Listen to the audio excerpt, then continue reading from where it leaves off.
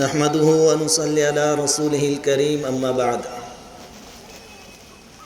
قال الله تبارك وتعالى في القرآن المجيد أعوذ بالله من الشيطان الرجيم بسم الله الرحمن الرحيم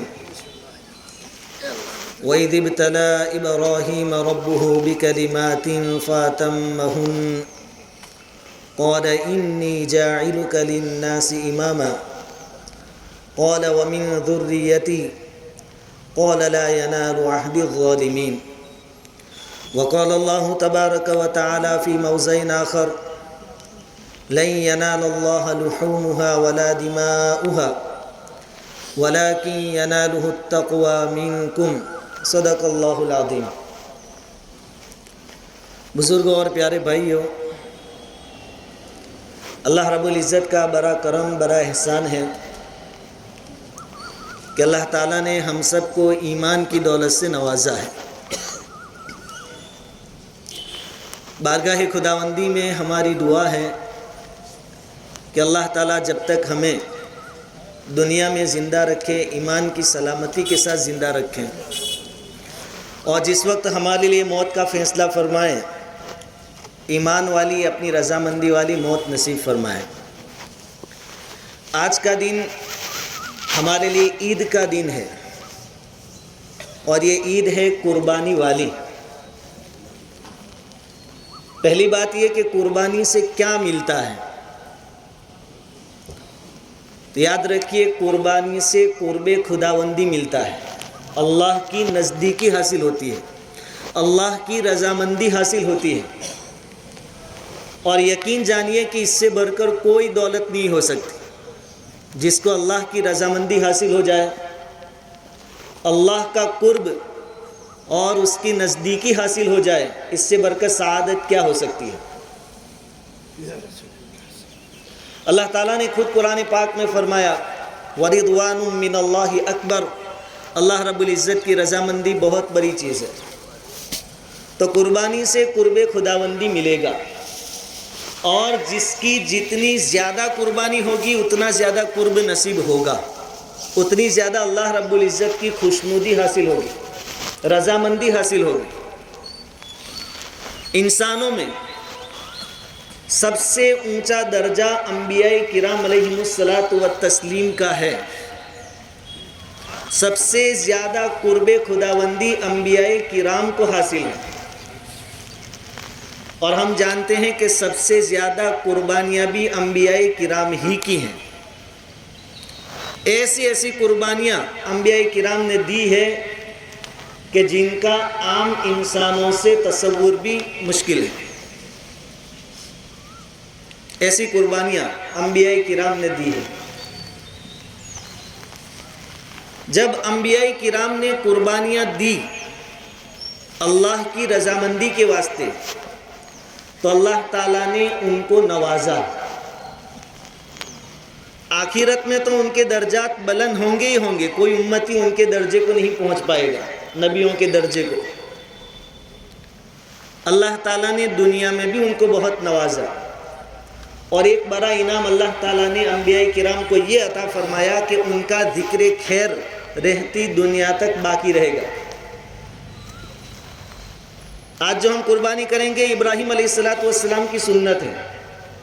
ابراہیم علیہ السلام اس دنیا سے گئے ہزاروں سال ہو گئے، لیکن ان کا نام آج بھی بڑی عظمت اور تعظیم کے ساتھ لیا جا رہا ہے، اور قیامت تک لیا جاتا رہے گا۔ یہ مقام ان کو کیسے ملا؟ ان کی قربانیوں کے نتیجے میں۔ اور واقعتاً قرآن میں بھی اللہ رب العزت نے فرمایا کہ ابراہیم نے جو امتحانات دیے ہیں،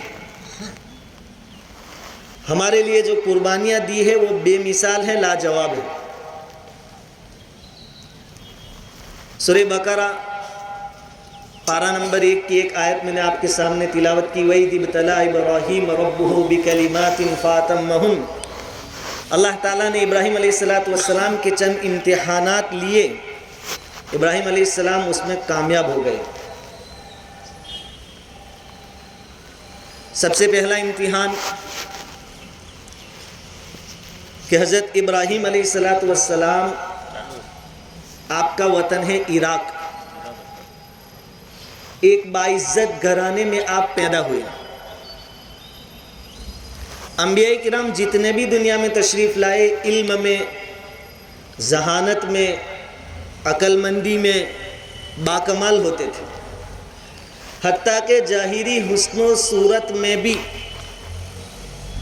لاجواب ہوتے تھے۔ آپ نے نہیں سنا ہوگا کہ کوئی نبی بالکل برشکل پیدا ہوئے ہو، کالے پیدا ہوئے ہو، یا لولے لنگڑے کوئی نبی آئے ہو۔ جسمانی اعتبار سے بھی کامل ہوتے تھے، اور خاندانی شرافت اور عزت کے اعتبار سے بھی کامل و مکمل ہوتے تھے۔ ان سارے کمالات اور خوبیوں کے باوجود سب سے زیادہ امتحان جو ہوا ہے وہ نبیوں کا ہوا ہے۔ ابراہیم علیہ السلام ایک معزز گھرانے میں پیدا ہوئے، لیکن ماحول کون سا ملا؟ بت پرستی والا۔ گھر میں بھی وہی ماحول، بستی میں بھی وہی ماحول۔ ابراہیم علیہ السلام نے اپنی قوم کو، اپنے باپ کو بڑے پیارے انداز میں الگ الگ طریقوں سے سمجھایا۔ کبھی غصے نہیں ہوئے، بہت اطمینان سے سمجھایا، مثالیں دے دے کر سمجھایا، توحید کی مثالیں دے دے کر سمجھایا، اور قوم کی طرف سے اور آپ کے والد کی طرف سے نافرمانیوں کے باوجود آپ کی جو زبان سے الفاظ نکلتے تھے اس میں کرواہٹ نہیں ہوتی تھی، محبت پیار کے ساتھ سمجھاتے رہے۔ اپنے والد سے کہہ رہے ہیں، یا ابتی لم تعبد ما لا يسمع ولا يبصر ولا يغني عنك شيئا۔ اے والد صاحب، آپ ایسی چیزوں کی پوجا کیوں کریں گے، کیوں عبادت کریں گے جو نہ آپ کی بات کو سن سکتے ہیں، نہ آپ کے کچھ کام آ سکتے ہیں۔ یا ابتی انی قد جاءنی من العلم ما لم یأتک فاتبعنی اہدک صراطا سویا۔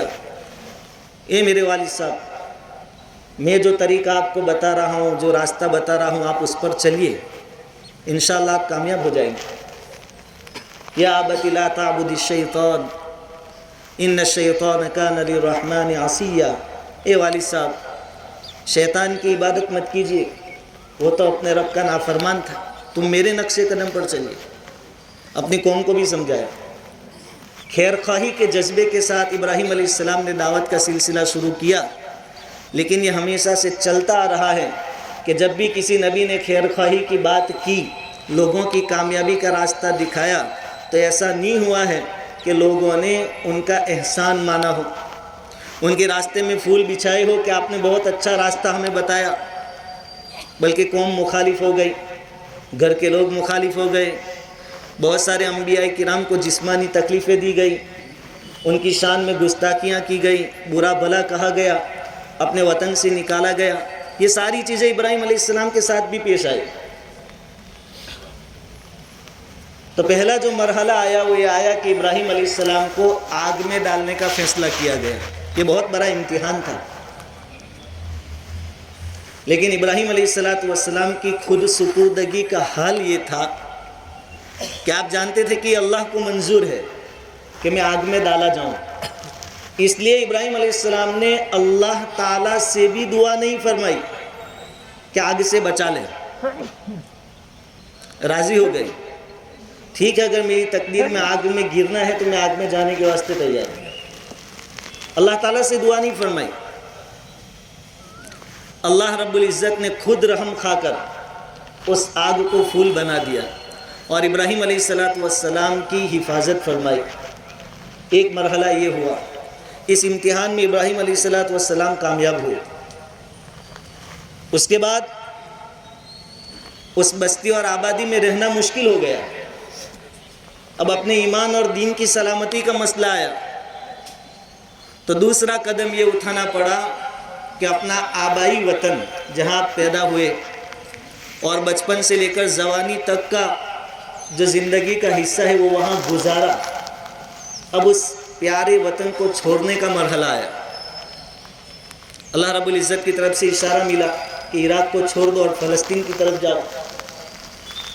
وطن چھوڑنا یہ بڑی مشکل چیز ہے، کیونکہ وطن کے ساتھ انسان کو فطری طور پر محبت ہوتی ہے، فطری طور پر۔ لیکن ابراہیم علیہ السلام نے اللہ کے اس حکم کو خوشی خوشی قبول فرمایا اور عراق سے روانہ ہوئے، ہجرت فرمائی فلسطین کی طرف۔ یہ دوسری بڑی قربانی کہ دین اور ایمان کی حفاظت اور سلامتی کے لیے اپنے پیارے وطن کو چھوڑ کر جا رہے ہیں۔ پھر ایک وقت آیا، وہاں آباد ہو گئے فلسطین میں، مصر کی شہزادی حضرت ہاجرہ رضی اللہ تعالیٰ عنہ کے ساتھ آپ کا نکاح ہوا، اور بڑھاپے میں کئی دعاؤں کے بعد ایک اولاد نصیب ہوئی، حضرت اسماعیل علیہ السلام۔ اللہ رب العزت نے مزید آزمائش کے واسطے حکم دیا کہ ابراہیم اپنی بیوی ہاجرہ اور اپنے دودھ پیتے بچے اسماعیل کو یہ فلسطین اور ملک شام سے نکال کر مکہ چھوڑ کر آؤ۔ مکہ اس وقت کیا تھا؟ ایک جنگل تھا، کوئی آبادی نہیں تھی، پانی بھی نہیں تھا، انسان تو دور کی بات، جانوروں کا رہنا بھی وہاں مشکل تھا، لیکن کہا کہ اپنی بیوی کو اور اپنے دودھ پیتے بچے کو وہاں چھوڑ کر آؤ۔ یہ مرحلہ بڑا مشکل ہوتا ہے، آدمی خود تکلیفیں برداشت کر لیتا ہے، لیکن اپنے بیوی بچوں کی تکلیفیں آدمی سے برداشت نہیں ہوتی۔ ابھی حج کے سیزن میں بہت سارے خوش نصیب حج کرنے والے ہماری بستی سے گئے۔ اب یہ سفر ہے 1 مہینے کا یا 40 دنوں کا، لیکن وہ اپنے ماں باپ کو چھوڑ کر جا رہے تھے، کچھ لوگ اپنے بیوی بچوں کو چھوڑ کر جا رہے تھے، ان کی آنکھوں میں آنسو ہوتے تھے، حالانکہ 40 دنوں کا مسئلہ ہے۔ وہاں تو ابراہیم علیہ السلام کو حکم ہے، واپسی کب ہوگی کوئی صراحت نہیں کہ آپ کو اتنی مدت کے بعد واپس آنا ہے کہ نہیں آنا ہے۔ اللہ تعالیٰ نے حکم فرمایا چھوڑ کے آؤ۔ ابراہیم علیہ السلام اپنی بیوی ہاجرہ رضی اللہ تعالیٰ عنہ اور دودھ پیتے بچے اسماعیل علیہ السلام کو مکہ چھوڑ کر آ گئے۔ یہ بھی بڑا امتحان تھا جس میں ابراہیم علیہ السلام کامیاب ہوئے۔ مزید امتحان اور بہت بڑا امتحان اللہ رب العزت نے یہ لیا کہ جب اسماعیل علیہ السلام بڑے ہوئے، تقریباً 13 سال کی عمر ہوئی، چلتے پھرتے ہو گئے، سمجھدار ہو گئے، اور اس عمر میں اولاد ماں باپ کو بہت پیاری معلوم ہوتی ہے۔ اللہ رب العزت نے خواب میں حکم فرمایا کہ اپنے لاڈلے بیٹے اسماعیل کو ذبح کر دو۔ یہ تو ایک ایسا امتحان ہے کہ پہاڑ بھی اپنی جگہ سے ہٹ جا رہا ہے۔ بڑھاپے میں دعاؤں کے بعد جو امید کی کرن ملی تھی، اولاد ملی تھی، اس کے بارے میں اللہ رب العزت فرماتے ہیں کہ اس کو ہماری خوشنودی حاصل کرنے کے لیے، ہمیں خوش کرنے کے لیے، راضی کرنے کے لیے ذبح کر دو۔ خواب میں حکم تھا، خواب کی تعویل بھی ہو سکتی تھی، آگے پیچھے کچھ دوسری تعویل بھی سوچ سکتے تھے، لیکن اس ابراہیم علیہ السلام سمجھ گئے کہ اللہ تعالیٰ کس چیز کی قربانی چاہتے ہیں، تیار ہو گئے۔ اپنے بیٹے اسماعیل علیہ السلام کو بات بتائی کہ میں نے اس طرح خواب دیکھا ہے، انی اذبحک فانظر ماذا تری، آپ تیار ہیں؟ میں آپ کو ذبح کر رہا ہوں۔ سامنے بھی تو نبی ہونے والے تھے اسماعیل علیہ السلام، ابراہیم علیہ السلام کا خون آپ کی رگوں میں تھا۔ ان کی طرف سے جواب آیا، یا ابت افعل ما تؤمر، ابا جان جو حکم ہے وہ کر گزریے۔ یہاں 4 مہینے جماعت میں جانا ہو تو باپ بیٹے 10 دن تک مشورہ کرتے کہ بیٹا جائے گا کہ نہیں جائے گا جماعت میں۔ یہاں ذبح کرنے کا مسئلہ ہے، اور بیٹا بھی کیا کہتا، سوچوں گا، بیوی سے پوچھوں گا، کاروبار سیٹ کروں گا، اس کے بعد جواب دوں گا۔ لیکن یہاں یا ابت افعل ما تؤمر، آپ کو جو حکم دیا گیا ہے آپ اس کو کر گزریے۔ ستجدنی انشاءاللہ من الصابرین، آپ مجھے صبر کرنے والوں میں پاؤ گے۔ اب آگے کیا ہوگا باپ بیٹے کو بھی پتہ نہیں تھا، ان کو تو اتنا ہی معلوم ہے کہ باپ ذبح کرے گا، بیٹے کو ذبح ہونا ہے، کوئی فکسنگ نہیں تھی کہ آگے کیا ہوگا۔ یہ دونوں نکلے ہیں اللہ کو راضی کرنے کے واسطے۔ اپنے پیارے بیٹے کو ابراہیم علیہ السلام نے پیشانی کے بل لتا بھی دیا اور چھری چلائی بھی۔ اللہ رب العزت کی طرف سے آواز آئی، قد صدقت الرؤیا، ابراہیم کمال کر دیا تم نے۔ یہ سب سے بڑا امتحان تھا، اس میں بھی تم 100% کامیاب ہو گئے۔ اب جب تم امتحان میں کامیاب ہوئے انی جاعلک للناس اماما، اب میں تم کو لوگوں کا پیشوا بناؤں گا، رول ماڈل۔ ہزاروں سال گزر گئے ابراہیم علیہ السلام کو دنیا سے تشریف لے جا کر، آج ہم یاد کر رہے ہیں، کل آنے والی ہماری نسل یاد کرے گی جب ہم نہیں ہوں گے۔ ابراہیم علیہ السلام، یہ عیدگاہ رہے گا، یہ منبر و محراب رہے گا، قیامت تک عید الاضحیٰ میں ابراہیم علیہ السلام کا نام رہے گا۔ باقی آدمی کتنا بھی بڑا ہو 2-5 سال کے بعد لوگ بھول جاتے ہیں، اور اگر بہت کچھ کرتے ہیں تو اس کا پتلا بناتے ہیں، اور ایک ایونٹ ہوتا ہے، ایک رسم ہوتی ہے، اور لوگ پھر اس کو بھول جاتے ہیں۔ لیکن ابراہیم علیہ السلام کی تعلیم کو بھی اللہ تعالیٰ نے زندہ رکھا،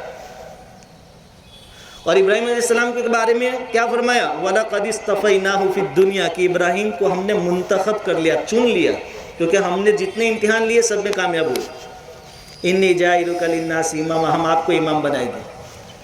اور آپ کا نام کیسا روشن ہے آج بھی دنیا میں، کہ مسلمان بھی اپنے آپ کو ابراہیمی کہتے ہیں اور فخر کرتے ہیں، اور قرآن نے بھی کہا ان اول الناس بابراہیم للذین اتبعوہ وہذا النبی والذین آمنوا معہ، ہم بھی کہتے ہیں ہم ابراہیمی ہے، ابراہیم علیہ السلام کے نقش قدم پر چلتے ہیں۔ آج کی دنیا میں ہمارے عیسائی بھائی جو ہیں وہ بھی کہتے ہیں کہ ہم بھی ابراہیمی ہیں، یہودی ہے وہ بھی کہتے ہیں ہم بھی ابراہیمی ہیں۔ یہ عزت کیسے ملی؟ ابراہیم علیہ السلام نے قربانیاں دی، اس کے بدلے میں اللہ تعالیٰ نے دیا۔ تو جو آدمی جیسی قربانی دے گا اللہ نوازے گا۔ ہمارے لیے آج قربانی کیا ہے؟ جانور کی قربانی۔ اس میں جذبات کیا ہونے چاہیے کہ اللہ تعالیٰ نے جانور کی قربانی مانگی ہے، میں اللہ کو راضی کرنے کے واسطے جانور کی قربانی دے رہا ہوں۔ اللہ کا دیا ہوا مال تھا، اسی میں سے دینا ہے، خوشی خوشی قربان کر رہا ہے۔ اور ہماری قربانی خالصتاً للہ ہونی چاہیے، اللہ ہی کے واسطے۔ اور اللہ کا بڑا کرم کہ قربانی کرنے کے بعد گوشت آپ ہی کو کھانا ہے۔ اب چونکہ یہ جو دن ہے عید کے، یہ مہمانی کے دن ہے، اللہ کی طرف سے مہمانی ہے۔ ہم مہمان ہیں، اللہ میزبان ہے۔ تو ان دنوں میں خود بھی کھائیں، غریبوں کو بھی کھلائیں۔ سال میں ہماری 2 عیدیں ہیں، دونوں میں غریبوں کو آگے رکھا گیا ہے۔ رمضان عید میں کہا صدقہ فطر ادا کر کے جاؤ تاکہ غریب بھائی بھی تمہاری عید میں شریک ہو سکے۔ اس عید پر بھی حضور صلی اللہ علیہ وسلم کی تعلیم یہی ہے کہ آپ جو جانور کاٹیں گے اس کے 3 حصے کرو، 1 حصہ غریبوں کا رکھو۔ اللہ کی طرف سے مہمانی کا انتظام ہے، ہم ذریعہ اور سبب بن رہے ہیں۔ دعوت اللہ نے دی تھی، کھانا ہمارے گھر سے جائے گا تو اللہ خوش ہو جائیں گے۔ سب کا خیال رکھیں، تلاش کر کر کے جن کے گھروں میں قربانی نہیں ہے وہاں تک پہنچائے گوشت۔ ایک اور بات کہ بھائی جانور ذبح کرنے کے بعد جانور کے وہ اعضاء جو کھائے نہیں جاتے ان کو نہ تو راستوں پر پھینکے، بلکہ مناسب جگہ کھڈا وغیرہ کھود کر اس کو دفن کرے، چاہے خون ہو، سینگ ہو یا دوسرے جو بھی اعضاء نہیں کھائے جاتے ان کو پھینکے نہیں، کسی اور کو ہماری وجہ سے تکلیف نہ ہو، اس کا خاص خیال رکھیں۔ اور ان دنوں میں اللہ رب العزت کی بڑائی بیان کریں۔ اور حضور صلی اللہ علیہ وسلم کو اللہ رب العزت نے جو حکم دیا تھا اِنَّا أَعْطَيْنَاكَ الْكَوْثَرَ فَصَلِّ لِرَبِّكَ وَانْحَرْ، کہ آپ قربانی کریے، وانحر اس سے پہلے ہیں فَصَلِّ لِرَبِّكَ، نماز پڑھیے۔ قربانی کرنا یہ بھی اللہ کی حکم کی اطاعت ہے، فرما برداری ہے۔ نماز پڑھنا بھی اللہ کا حکم ہے، کہا کہ اس کی پابندی کیجیے۔ پورا سال نماز پڑھنی ہے، روزانہ کی 5 وقت کی نماز ہمیں پڑھنی ہے۔ ایک اور بات، شیخ الحدیث حضرت مولانا زکریا صاحب کاندھلوی رحمۃ اللہ علیہ کے متعلق آپ بیتی کے حوالے سے جو میں نے پڑھی وہ یہ ہیں کہ ان لوگوں کے نزدیک ہم جو کہتے ہیں کہ اللہ کی طرف سے مہمانی کے دن ہیں، اس کا کتنا احساس رکھتے تھے، کیا جذبات رکھتے تھے، اس کے متعلق حضرت فرماتے ہیں کہ 9 ذی الحجہ کو روزہ رکھنا ہماری بچپن سے عادت تھی، عرفہ کے دن، جیسا کہ ہم میں سے بہت سارے لوگوں نے کل رکھا۔ پھر حضرت فرماتے ہیں کہ 9 ذی الحجہ کو افطاری کے بعد رات کا کھانا ہم نہیں کھاتے تھے، صرف چائے پی لیتے تھے 1 کپ رات کو۔ کیوں نہیں کھاتے تھے؟ کیونکہ دوسرے دن سے اللہ کی طرف سے مہمانی کے دن ہے، تو ہم اس دن مہمانی کا گوشت کھائیں اللہ کی طرف سے۔ اتنے احساسات تھے ان کے، یہ جذبات تھے۔ تو ہم بھی ان جذبات کو تازہ کریں، اور اللہ کی طرف سے مہمانی کا دن ہے، مہمانی کو قبول کریں، سب کو اپنے ساتھ شریک کریں۔ ذبح وغیرہ کے آداب الحمدللہ ہر سال بتائے جاتے ہیں۔ مختصراً یہ جانور کے ساتھ نرمی کے ساتھ، پیار محبت کے ساتھ سلوک کریں، بڑے اطمینان کے ساتھ ان کو سلا دیں، بائیں کروٹ سلائیں اس شکل میں کہ جانور کے پیر قبلے کی طرف ہوں گے اور ذبح کرنے والے کا چہرہ بھی قبلے کی طرف ہو جائے گا۔ اب ادھر چہرہ ہوگا قبلے کی طرف، ادھر مندی ہوگی، اور ادھر دم والا حصہ ادھر ہوگا، اور ادھر قبلے کی طرف پیر ہوں گے۔ خاص مسئلہ یہ کہ ذبح کرنے والا آدمی جو ہے، ذبح کرتے وقت بسم اللہ اللہ اکبر پڑھنا یہ ضروری ہے۔ اگر بے احتیاطی سے کوئی نہیں پڑھا جان بوجھ کر، تو جانور حلال ہوتا ہے اللہ کے نام کی برکت سے، لیکن اس نے جان بوجھ کر اللہ کا نام نہیں لیا تو وہ جانور حرام ہو جائے گا۔ ہمارے جو کٹنگ کرنے والے بھائی ہیں، گٹکا ماوا وغیرہ کھانے کی عادت ہے، تو کم سے کم ذبح کرتے وقت منہ میں کچھ نہ ہو۔ یہ نہ سمجھے کہ یہ جو پکڑنے والے ہیں دوسرے، وہ تو بول ہی رہے ہیں اللہ اکبر، ہم نہیں بولیں گے تو کیا ہو جائے گا؟ نہیں، وہ نہیں بولیں گے وہ چلے گا، لیکن جو چھری چلا رہا ہے اس کا بولنا ضروری ہے۔ 2 آدمی مل کر چلا رہے ہیں، مالک جس کی طرف سے قربانی ہے وہ بھی چلا رہا ہے، اور کٹنگ کرنے والا جو بھائی ہے وہ ساتھ میں، دونوں، تو دونوں کے لیے بولنا ضروری ہے۔ تو اس مسئلے میں خاص احتیاط رکھیں، صفیں درست کریں صفیں، اور پھر عید کی نماز کا طریقہ سنیں۔